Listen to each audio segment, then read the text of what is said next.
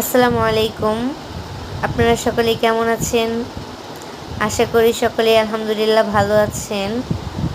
আজকে আমরা ঘুরতে গেছিলাম। এটা মেবি ঈদের ২য় দিন ঘুরতে গেছিলাম।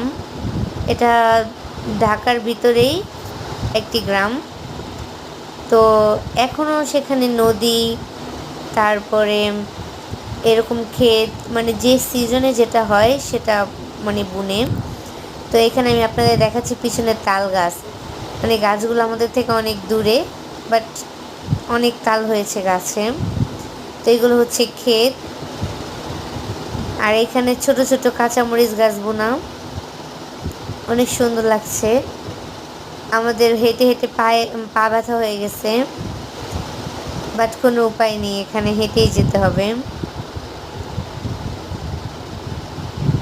তো আমরা গ্রামটা এনজয় করলাম। Tata, bye bye, see you.